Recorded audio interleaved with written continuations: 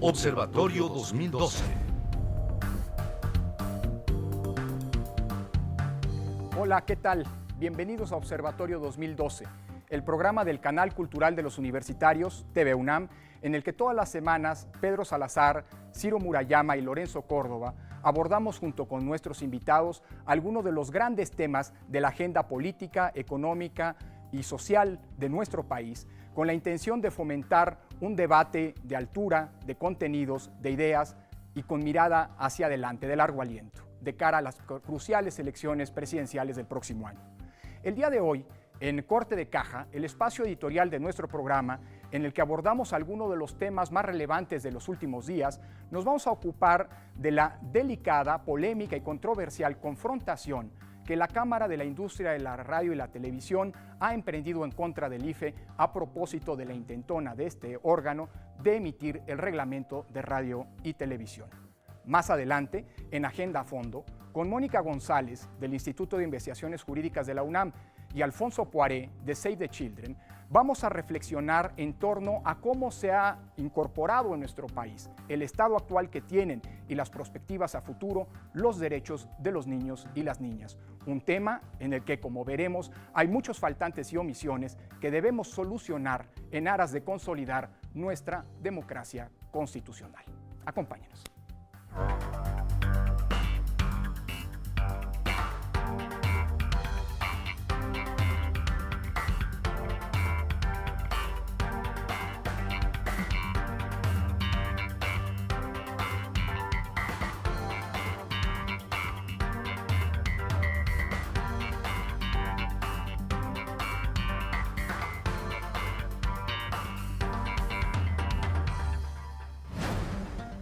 Corte de Caja.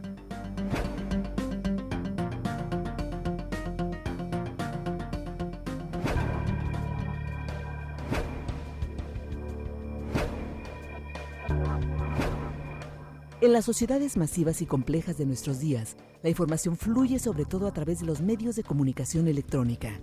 En tiempos de elecciones, la radio y la televisión se vuelven conductos indispensables del debate político. Los partidos y candidatos necesitan de los medios para llegar a la ciudadanía, y la ciudadanía requiere estar bien informada para ejercer su voto. En México, la ley electoral regula la manera en que los mensajes políticos deben fluir por la radio y la televisión. Sin embargo, no siempre las empresas de radio y televisión están dispuestas a cumplir con sus obligaciones en la materia y a transmitir las pautas que les proporciona el Instituto Federal Electoral. La relación entre medios y elecciones es materia de análisis en nuestro Corte de Caja. Continuamos. Corte de Caja. Pues bueno, este tema de la relación de los medios de comunicación con la democracia es probablemente uno de los principales en el debate público, no solo en México, sino en todo el mundo, porque los medios fungen, digamos, cumplen y llevan a cabo distintas tareas relacionadas con esta forma de gobierno. Por un lado, fungen, digamos, como los canales de comunicación a través de los cuales se despliega la política. Por otro lado, son el espacio en el que la ciudadanía puede acceder a la información relacionada con los asuntos de interés general, pero también, y quizá esto es lo más importante y es, digamos, el eje que propongo para iniciar esta reflexión, son poderes. Los medios de comunicación son poderes que inciden en la agenda pública, que tienen una agenda propia y que de una o de otra manera, pues intentan modular el debate público en un país. En México, Ciro, hemos hecho un intento por regular a los medios de tal manera que la libertad de expresión por un lado, la libre empresa por el otro, sean compatibles con la equidad electoral, con las contiendas democráticas, con todo lo que ello supone. Y esa quizá es la base de la polémica que hoy vive, como ya decía Lorenzo, el Instituto Federal Electoral con la Cámara correspondiente. Quizá vale la pena, Ciro, reconstruir cuál ha sido un poco el recorrido y el sentido de esta regulación del Estado mexicano frente a los medios de comunicación. Por supuesto, a partir de que en México se empezaron a dar contiendas cada vez más competidas, que las elecciones dejaron de ser ese ejercicio en el cual se sabía cuál iba a ser el resultado de antemano, pues los medios empezaron a jugar un papel cada vez más relevante precisamente porque la ciudadanía se informa a través de ellos, forma su criterio para ejercer su voto en libertad, pero también un voto razonado. ¿Qué es lo que se fue haciendo?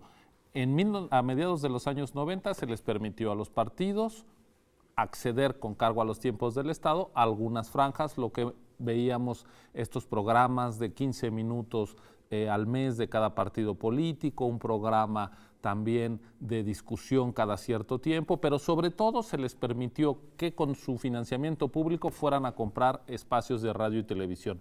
Y por otro lado, se establecieron un conjunto de lineamientos para el tratamiento que los partidos y sus candidatos esperaban recibir de los noticieros, e incluso el IFE viene desarrollando desde hace ya bastantes elecciones una tarea de monitoreo para ver qué noticiero, tanto de radio y de televisión, está siendo más o menos imparcial y esa información se hace pública.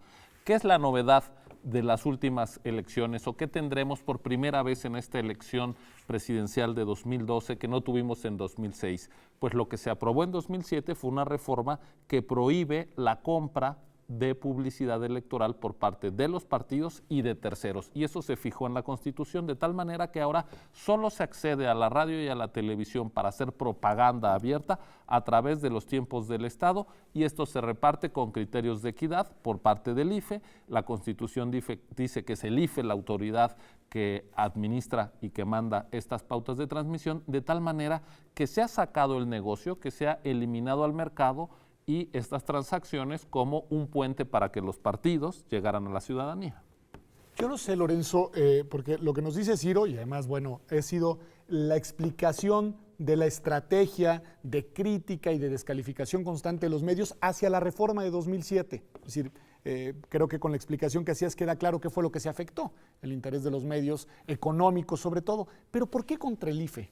Es decir, a ver, yo creo que hay que hacer un análisis no solamente de cómo está la legislación, sino de cuáles fueron los principios que inspiraron la reforma de 2007. El cambio democrático en nuestro país, la ruptura, digamos, de la hegemonía presidencial y del sojuzgamiento que venía existiendo también respecto de los medios de comunicación, generó un escenario completamente distinto en el cual los propios medios empezaron a jugar un papel, tú decías hace un rato, de poder, un papel, digámoslo así, que les permitía confrontarse en ocasiones incluso con éxito, no solo a la política, sino incluso al Estado mismo. En la década pasada tuvimos por lo menos 2 ejemplos profundamente ominosos de cómo el poder de los medios lograba sobreponerse y subordinar a la propia política. El reglamento de la ley de radio y televisión que emitió el presidente Fox en septiembre de 2002, en donde le redujo dramáticamente lo que los medios tenían que entregar como tiempo al Estado por concepto de cargas fiscales, y la llamada Ley Televisa, que en realidad es modificaciones a la Ley de Radio y Televisión, a la Ley de Telecomunicaciones, que fue aprobada por el Congreso de la Unión en plena campaña electoral de 2006, mediante las presiones francas y declaradas de los grandes consorcios mediáticos, y que fue echada abajo por la Suprema Corte de Justicia en julio de 2007. La reforma de 2007 no puede, la electoral que ya planteaba Ciro con el nuevo modelo de comunicación política, no puede entenderse solamente como una manera de regular el acceso a los medios, sin duda lo es, pero también tiene intrínseco este principio que es hacer, digamos, volver a un poder privado que es legítimo, que exista, pero que tiene que estar subordinado a la política y al Estado.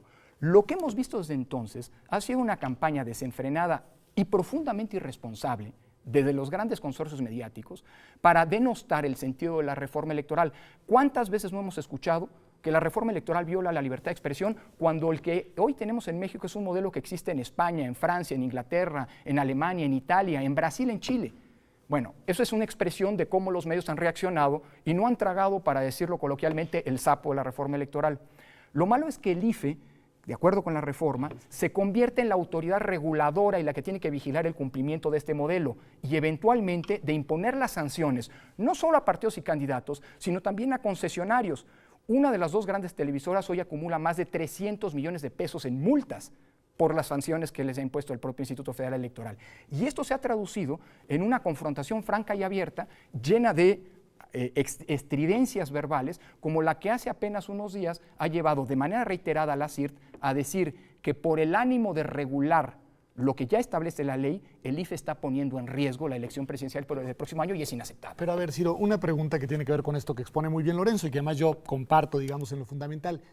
El problema que enfrentamos de tensión y de enfrentamiento y de descalificación por parte de la industria hacia el IFE es un problema que tiene que ver con la regulación y el diseño institucional por el que se optó o con la irresponsabilidad de los medios. Porque la pregunta, creo, es si los medios se están comportando como debían de comportarse o como era previsible que lo hicieran frente al ente regulador que le toca hacer al IFE, pero si fuera otra instancia, pues sería con esa otra instancia con la que tendrían el desgaste. Seguramente. Mira, la reforma electoral que ha sido tan criticada finalmente ya se puso a prueba en 2009 y hay que decir que el grueso de los concesionarios de radio y televisión la cumplieron a pie juntillas y lo que estuvieron haciendo fue transmitir las pautas que les enviaba el IFE y de esta manera, pues como nunca, llegaron mensajes de los partidos a los ciudadanos, que es de lo que se trata la reforma, sin que eso pues significara estar pagando con recursos que al final eran públicos a unas cuantas empresas privadas. Entonces, más que una imposibilidad por culpa del modelo, pues lo que tenemos es una incomodidad de algunos actores bien detectados frente a este modelo. Y aquí creo que pues habría que señalar que es lamentable que se presente, como se comentaba hace un rato, en una confrontación entre el IFE, que es una autoridad del Estado, y unos cuantos sujetos regulados. Uno lo que esperaría en una situación como esta es que distintos órganos del Estado acompañaran al IFE y también, por supuesto, los partidos políticos. Creo que en ese sentido hay cierta soledad, cierto abandono del IFE como institución hacia el IFE en esta tarea titánica que es regular a estos poderes. Pedro, un comentario en 20 segundos. El papel de los medios no es exclusivo. Lo que está pasando en México no es exclusivo de nuestro país, como decía. Y en otros países en donde existe este modelo, los medios no han tenido la reacción que algunos actores han tenido en nuestro país. Primer punto. Segundo punto. Las reglas pueden no gustar y hay elementos que hay que modificar. Ya se tienen claramente detectadas cuáles son las áreas de oportunidad, pero lo que no se vale en la democracia es que haya quien dinamite las reglas del juego. Pues bueno, pues ahí tiene usted nuestro corte de caja, un tema importante, un tema delicado, el de la relación de los medios con las autoridades y con las reglas, como también es delicado e importante el tema que será el centro de nuestra agenda a fondo del día de hoy, los derechos de los niños y de las niñas en México. Acompáñenos con Alfonso Poiré y con Mónica González Contrón.